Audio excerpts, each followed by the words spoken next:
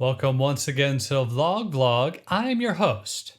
Today, I'll be reviewing the newest resort at Walt Disney World, Disney's Riviera Resort. I stayed there for 6 nights. I'm a Disney Vacation Club member and I paid for the trip with points. I also think it's worth mentioning that Riviera is my home resort. Overall, I did have a great time at the resort, and there's a whole lot about it that I love, but I did run into a few problems while I was there, so let's just start with the bad and go from there. The biggest problem with Riviera is the Skyliner.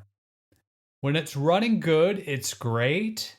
However, my experience was not so great. With all of the COVID restrictions that they had in place, it took a really long time for me to get onto the Skyliner. At the time, they were only loading one group at a time. It didn't matter if you were a family of 8 or a solo traveler, you still got your own gondola. It's my understanding that they've loosened those requirements, so your mileage may vary, but it took me about an hour to get onto the Skyliner one night when trying to get back from Epcot. Even without these restrictions, they really need to come up with a better plan for what happens when the Skyliner line from the Caribbean Beach Resort to the Riviera goes down. Twice I had to walk from the Caribbean Beach Station to Riviera, which is about a 15-minute walk in direct sunlight. It wasn't the end of the world, but given how expensive it is to stay at the Riviera, I think that was pretty unacceptable. Hopefully, it's gotten better now with the easing of restrictions, but I can't really comment on that. The transportation to and from the Animal Kingdom and Magic Kingdom was great. I had no problems whatsoever, and I don't think I've ever had a smoother experience with the buses before. They just need to do something about getting to and from Epcot and Disney's Hollywood Studios.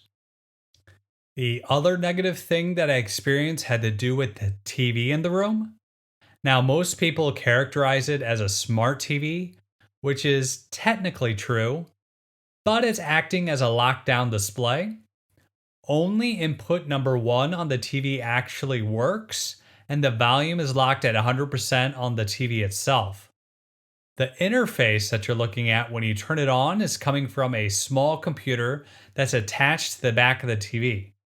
If you're just watching the TV, it's fine, but if you're wanting to connect an Apple TV to it, then you're going to have to use the inputs on the computer and not the TV itself, which again works fine. But if you're wanting to play Mario Kart with a Nintendo Switch or something, the computer adds noticeable input lag. So it works, but it's not going to be a great experience. It took me a while to figure out what was going on with the TV, and I had to call the front desk to ask for some help. To me, it just seems like they created a solution that was in search of a problem.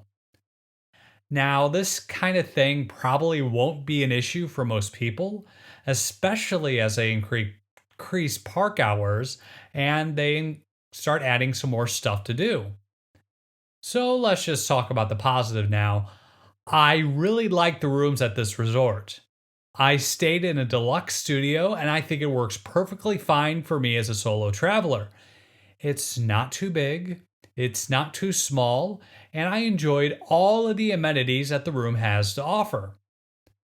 I think it having a separate shower and a tub was a nice touch. It didn't help me as a solo traveler, but I could definitely see it being helpful for families. I liked the shower, and actually, I liked all the nice tile work they did. I just think it's really nice and a very comfortable room. The only thing about the room that I didn't really care for is the couch on the Murphy bed. It's comfortable enough, but they secured the seat with Velcro, so it sometimes make a Velcro scratching sound when you sit down, which is again not a huge deal. There is also a lot of storage in the studio, but I think they could have planned out the closet situation a little better. There's only a closet in the front of the room near the door, so you have to go to the front door for any clothes that you want to hang up. Again, not a big deal, but I think they could have planned it out a little bit better. Other than that, it's perfectly fine and I enjoyed my stay. I also got to tour the 2 bedroom and the 3 bedroom villa. The 2 bedroom is basically just a 1 bedroom and a studio combined, so I was basically able to see all the room categories that this resort had to offer except for the tower studio. The 1 bedroom was very spacious and it's very nice. The tub is really cool and I like that it has a dedicated washer and dryer. The full kitchen is nice too, but for me it's a little bit much. I don't mind all the extra space, but I don't want to cook when I'm on vacation, and having a full kitchen just makes me feel like I should. Combined with a studio, the 2 bedroom is just super nice as well. However, I don't know why I'd really need a second room as a solo traveler. I think it's great if you need the space, but it's just not for me. Now let's just talk a little bit about the 3 bedroom villa. This thing is just so huge and it's over the top. It has a full kitchen, it has a living room, a dining room, 3 bedrooms, 3 baths, a full washer, a full dryer, and 2 entryways. This thing is just big. We're talking about 1 king-size bed, 4 queen-size bed, 1 queen-size sleeper sofa, and it also has 4 TVs in the room. And the master suite in particular is just super nice, and its walk-in shower is just absolutely massive. Now, I really liked it, but I just don't have any reason for that many beds. I think it would be great for a really big family, it's just not for me. The 3 bedroom villa is also the only one with the KitchenAid appliances. They look really nice, but I generally don't think KitchenAid makes the greatest appliances. It shouldn't be a problem if you're staying there, but I hope they got a good deal on those things. So the room I stayed in was awesome, and all the rooms that I got to see were really nice as well. If you're in a studio, you don't get a washer and dryer in the room. However, you do get access to a communal laundry room. Since it's a Disney Vacation Club resort, they're free to use. You can buy soap for $1 from one of the vending machines, or you can bring your own. Personally, I brought my own Tide Pods. The resort can be a little bit of a maze, but once you find your room and remember how to actually get there, it's not too bad. I actually got a little lost trying to get to the elevator on my first time, and I met a celebrity who was staying on my floor, which was a little bit random. I didn't actually know she was a celebrity until one of her fans just got really excited to see her. Admittedly, I thought her girlfriend was a celebrity because she was kind of tall and looked like she might be an athlete or something. I don't really know what this celebrity does for a living, but all I know is that the fan called her JoJo something or other, and that this young lady wore a very large and distinctive bow. The encounter was a little bit odd, but hopefully they all had a lovely vacation. Also, I really like all of the artwork in this resort. Okay, I absolutely adore all the artwork.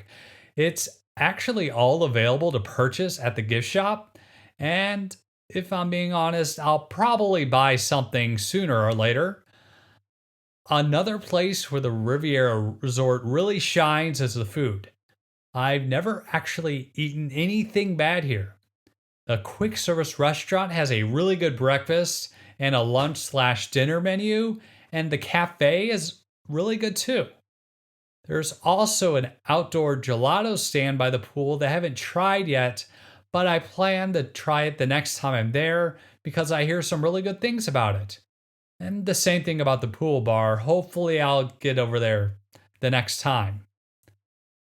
I really wanted to try Topolino's, which is their table service restaurant. It's a signature dining option, so it's quite a bit more expensive than your normal table service. I tried to get reservations, but I wasn't able to get in. I hear lots of good things, so hopefully I'll be able to get in soon. The breakfast is a character meal there, but right now it's a modified experience, so you can only wave at Mickey Mouse and friends. Hopefully that changes sometime soon. Disney's Riviera Resort is the only Disney resort that I'm aware of that doesn't have an arcade. They have this nice library thing with lots of cool Walt memorabilia and an activity room out downstairs where you can watch Disney movies and do some arts and crafts. They don't offer tie dye shirts like the values or moderates, but you can paint these neat little figures, which is pretty cool. The pool and slide are really nice. It's not huge, but I thought the slide in particular was very fun. They do have this gym that's outfitted with some pretty good equipment as well. Outside, they have a bocce ball court and a giant chess set. Every night, they also show a movie on the blow up screen. You could find the latest information on all the resort activities at the front desk. Overall, I really like this resort, but it's not one that I can really recommend right now due to all the issues that I had with the transportation. The grounds are beautiful. The mosaics are really cool.